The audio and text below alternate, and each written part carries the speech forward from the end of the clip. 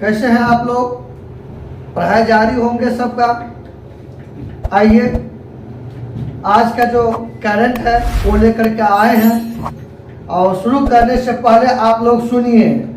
अरे नसों में खून दौड़ता है, नसों में खून दौड़ता है, बदन में जुनून दौड़ता है। एक दिन तो मंजिल पा के रहेंगे, मेहनत भरपूर चलता है। आइए इन्हीं शब्दों के साथ अपना सब आज का पहला प्रश्न देखते हैं। कहता हाल ही में देखिए हेलन ने पासपोर्ट इंडेक्स 2023 में भारत की कौन सा स्थान प्राप्त होगा? आइए तो इसका आंसर देखिए।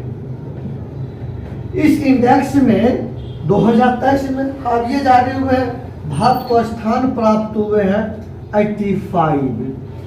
जब इस इंडेक्स में प्रथम स्थान प्राप्त हुआ है जापान को, जापान इसको जो है ना प्रथम स्थान प्राप्त हुआ है। और देखिए ये रिपोर्ट छमाही है, मतलब वर्ष में 2 बार प्रकाशन किया जाता है, दो बार। इससे आइडिया लगाया जाता है कि किस देश में कितना पासपोर्ट मजबूत है। आइए तो जब जापान की बात चर्चा में हुआ है तो जापान ये एशिया महाद्वीप का देश है और ये एशिया महाद्वीप का देश है और एशिया में सबसे अधिक जल यान बनाने में प्रथम स्थान है। अब आइए भारत की चर्चा हुआ है। आइए भारत की राजधानी नई दिल्ली है, नई दिल्ली। ये नई दिल्ली यमुना नदी के तट पर स्थित है, यमुना नदी के तट पर स्थित है दिल्ली और ये भारत के सबसे प्रदूषित नदी है। अब आइए एक बात और देखते हैं कि दिल्ली के अंतर्गत, नई दिल्ली के अंतर्गत लाल किला है। आइए लाल किला, और ये लाल किला को बनवाया था शाहजहां ने इस लाल किला को बनवाया था। आज का दूसरा प्रश्न देखते हैं कि राष्ट्रीय युवा दिवस 2023। तो पहला प्रश्न है कि ये प्रतिवर्ष राष्ट्रीय युवा दिवस कब मनाते हैं? इसका आंसर आइए देखते हैं। 12 जनवरी को प्रतिवर्ष राष्ट्रीय युवा दिवस मनाया जाता है। जैसे आज ही 12 जनवरी है और आज ही ये दिवस मनाया जा रहा है, तो देखिए मैं आज आपको पढ़ा रहे हैं, तो इससे आप लोग देख लीजिए कि ये डेली बेसिस के करंट चल रहा है। तो अब सबसे पहले देखते हैं ये राष्ट्रीय युवा दिवस किसके जन्मदिन पर मनाते हैं? तो है ये दिवस जो मनाया जाता है स्वामी विवेकानंद जी के जन्मदिन पर। आइए स्वामी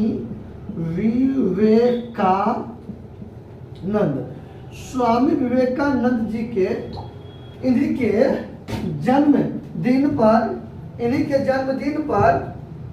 जन्मदिन पर राष्ट्रीय युवा दिवस मनाया जाता है।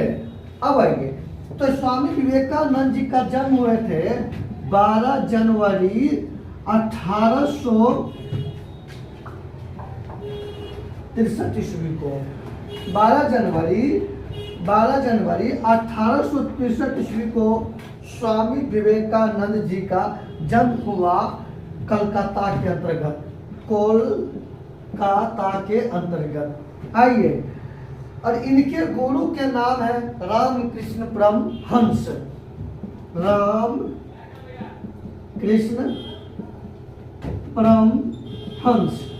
इनके गुरु के नाम है रामकृष्ण परमहंस। अब आइए अपने गुरु के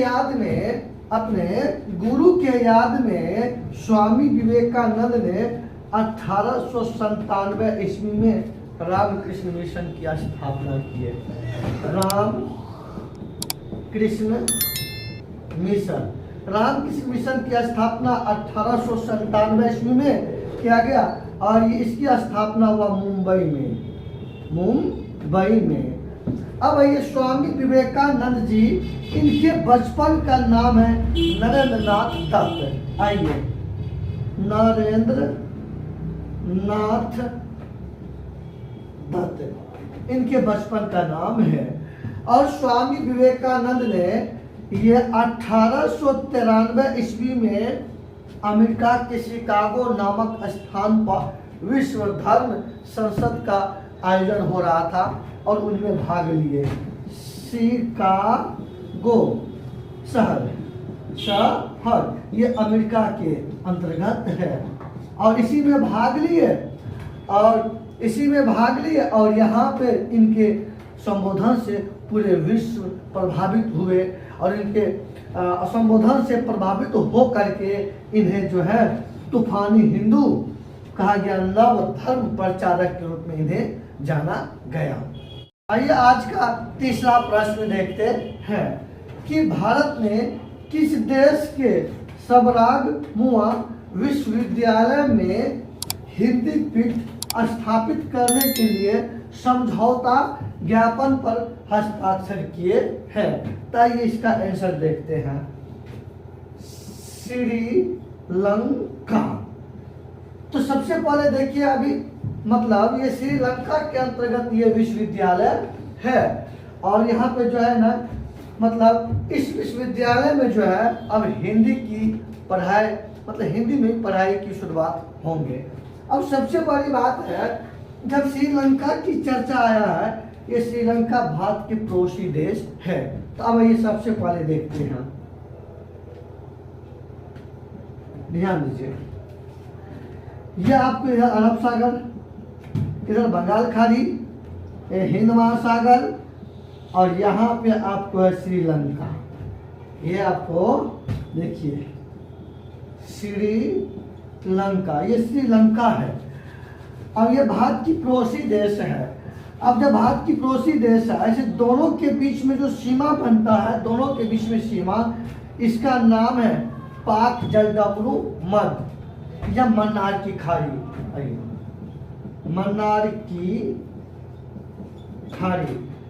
मन्नार की खाड़ी या पाक जलडमरू मध्य कहिए। अब आइए ध्यान दीजिए, श्रीलंका, रावण यही का था निवासी, श्रीलंका का ही। जब श्रीलंका का ही रावण था, तो भाई सीता माता को जब हरण करके श्रीलंका ले गए, तब श्री राम भगवान ने सीता माता को वापस लाने के लिए यहाँ पे समुद्र में एक पुल बनाए। इस पुल का नाम है राम सेतु। क्या नाम है इस पुल का नाम है? आइए, राम सेतु। ये राम सेतु जो है, अब ये भारत और श्रीलंका के बीच में स्थित है। अब यह श्रीलंका चर्चा में आया, तो ये इनकी राजधानी देखते हैं श्रीलंका का, श्री जयवर्धनपुरम इनकी राजधानी है। तो हाल ही में ये संकट के लेकर के भी बड़ा चर्चा में रहा, क्योंकि संसद भवन पे पूरे जनता ने अधिकार कर लिया था। तो आइए और कुछ बात जानते हैं कि जब भारत और इनके बीच में है, और यहाँ पे देखिएगा भारत के एक राज्य है तमिलनाडु। यहाँ पे एक राज्य है तमिलनाडु। सुनिए, तो तमिलनाडु जो है ये भारत का सबसे दक्षिणी राज्य है। ये भारत का सबसे दक्षिणी राज्य है। अब ये वाला कहलाता है पूर्वी तट और ये वाला कहलाता है पश्चिमी तट। ये भारत का पश्चिमी तट, ये भारत का पूर्वी तट। तो पश्चिमी तट और पूर्वी तट जहाँ दोनों मिलती है, वहाँ पर एक पहाड़ी है जिसका नाम है नीलगिरी। इसका नाम क्या है? नीलगिरी पहाड़ी, जो आपको तमिलनाडु में है। और यहाँ पे आपको जो है ना पश्चिमी घाट और पूर्वी तट दोनों मिलन होता है। आइए आज का चौथा प्रश्न देखते हैं कि ICC men's player of the month किसे चुना गया। मतलब ये, आइए आंसर देख लीजिए इसका। Harry Brook. हैरी ब्रूक को इसे जो है ना दिसंबर माह के लिए, दिसंबर माह के लिए जो है ना, दिसंबर माह के लिए जो है ना प्लेयर ऑफ द मंथ चुना गया। देखिएगा हर एक मंथ में किसी न किसी को जो है ना चुना जाता है। तो अब अभी जो दिसंबर माह के लिए चुना गया है वह हैरी ब्रूक को। तो प्रश्न पूछेंगे जब आइए क्रिकेट की बात, आइए जो है ये क्रिकेट है, इसका आईसीसी का फुल फॉर्म देखिए, आईसीसी इंटरनेशनल क्रिकेट काउंसिल। तो अब आइए होता क्या, अब देखिएगा क्रिकेट का, क्रिकेट का जो है ना वर्ल्ड कप, क्रिकेट का वर्ल्ड कप 2023 में अपने देश इंडिया में होने वाला है। मतलब 2023 में भारत में जो है होने वाला है। अब आइए जब क्रिकेट आया तो क्रिकेट में कुल खिलाड़ियों की संख्या 11 होती है। अब आइए जब क्रिकेट की बात आया तो और ध्यान दीजिए, विश्व में सबसे बड़ा क्रिकेट स्टेडियम का नाम है नरेंद्र मोदी स्टेडियम। ये विश्व का सबसे बड़ा स्टेडियम है, क्रिकेट स्टेडियम, ये जो गुजरात के अंतर्गत है, गुजरात के अहमदाबाद में। तो अब सबसे बड़ी खुशी की बात है कि आज ही जो है हॉकी का जो है वर्ल्ड कप की शुरुआत हो चुका है। और हॉकी का वर्ल्ड कप, हॉकी का भी वर्ल्ड कप 2023 में इसकी शुभारंभ आज ही भारत में हुए हैं। मतलब दो वर्ल्ड कप 2023 में भारत में हो रहे हैं। एक तो आज ही शुरू हो गया हॉकी वर्ल्ड कप, और कुछ समय बाद होगा क्रिकेट के भी वर्ल्ड कप भारत में ही होंगे। वैसे अपना भारत की राष्ट्रीय खेल है हॉकी, भारत का आइए राष्ट्रीय खेल है हॉकी। और हॉकी का जादूगर मेजर ध्यानचंद को माना जाता है। आइए हॉकी का जादूगर मेजर ध्यानचंद। अब आइए भारत में सबसे बड़ा खेल पुरस्कार का वर्तमान नाम है राष्ट्रीय मेजर ध्यानचंद खेल रत्न पुरस्कार। ये मेरे प्यारे स्टूडेंट आज का आखिरी और 5वां सवाल बड़ा मजा से देखते हैं कि भारत और किसी देश के बीच वीर गार्जियन 2023 वायुसेना युद्ध अभ्यास की शुरुआत हुए हैं। अब आइए युद्ध अभ्यास को इंग्लिश में एक्सरसाइज बोलते हैं। आइए इसका आंसर पहले लीजिए मेरे प्यारे स्टूडेंट, मजा आएगा। इसका आंसर होगा जापान। और जापान की राजधानी टोक्यो, जापान की राजधानी टोक्यो। अब आइए जब युद्ध अभ्यास की बात हुआ है तो एक युद्ध अभ्यास और जानिए जो आपके एग्जाम के लिए काफी महत्वपूर्ण है। आइए मालाबार युद्ध अभ्यास। देखिए मालाबार युद्ध अभ्यास, ये मालाबार युद्ध अभ्यास जो है ये जो है ना क्वाड देश के बीच में होता है। क्वाड देशों के बीच में होता है। अब ये क्वाड में 4 देश शामिल हैं। इस क्वाड में 4 देश शामिल है, उस 4 में एक हमारा इंडिया भी है। वो है देखिए पहला भारत, दूसरा जापान, तीसरा ऑस्ट्रेलिया, आइए चौथा अमेरिका।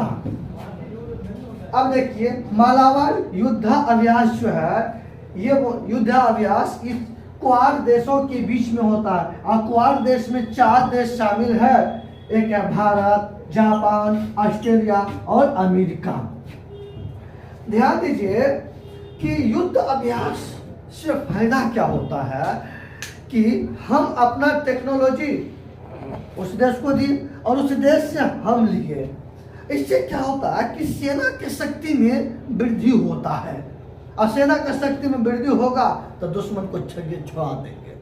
आज की सेशन समाप्त होता है और आप लोग से एक ही निवेदन है कि आप लोग कमेंट कीजिए और अच्छा लगता है लाइक भी कीजिए, शेयर भी कीजिए, अरे दोस्तों से सब्सक्राइब भी कराइए, तब तो हम आपके पास पहुंचेंगे ना। इसी लेकर के आज के सेशन यही। जय हिंद।